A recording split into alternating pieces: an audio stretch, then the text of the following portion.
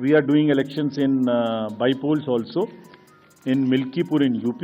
मैं मिल्कीपुर के चुनाव के लिए आप सभी पत्रकार साथियों से कहूंगा कि सबसे फेयर इलेक्शन होने जा रहा है। वहां का चुनाव जब होगा तो न केवल देश के पत्रकार देखें बल्कि अंतर्राष्ट्रीय स्तर के भी पत्रकार आए। अयोध्या की मिल्कीपुर सीट याद है ना आपको?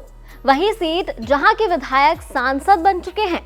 अवधेश प्रसाद वाली मिल्कीपुर सीट, जिनके सांसद बनने की खुशी सपा वालों ने सबसे ज्यादा मनाई थी और बीजेपी वालों को इस सीट पर मिली हार अवधेश प्रसाद को सामने बैठाकर बार बार चुभाई गई थी। अयोध्या की उसी मिल्कीपुर सीट पर चुनाव आयोग ने उपचुनाव की तारीख का ऐलान कर दिया है।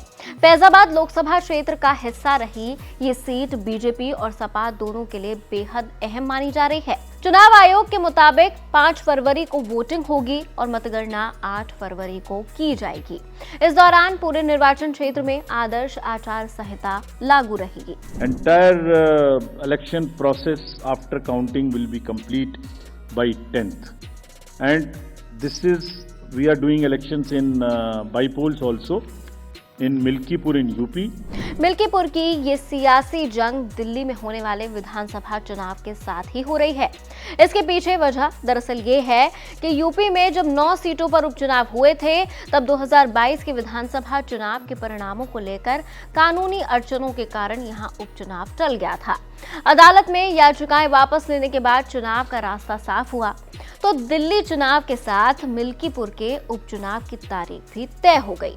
बीजेपी जो हाल ही में संपन्न 9 विधानसभा सीटों के उपचुनाव में 6 सीटें जीतकर उत्साहित है, इस सीट पर भी अपना परचम लहराने की कोशिश करेगी।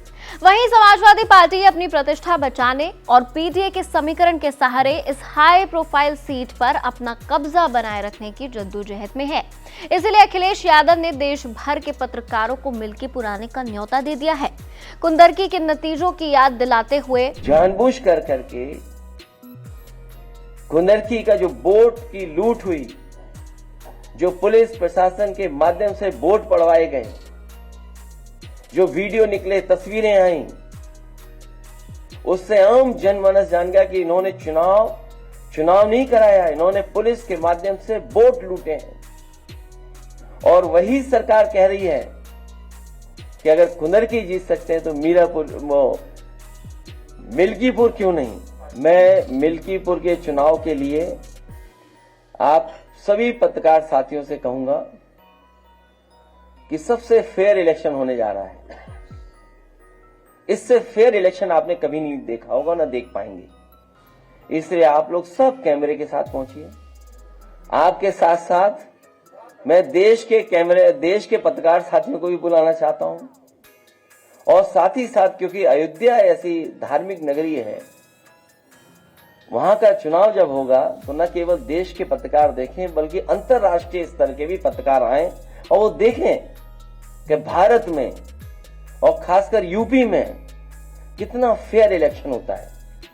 वो अगर रहेंगे तो उन्हें एक फेयर इलेक्शन देखने को मिलेगा। मिल्कीपुर में भाजपा बटेंगे तो कटेंगे जैसे नारों के जरिए हिंदू मतदाताओं को एकजुट करने की रणनीति अपना सकती है।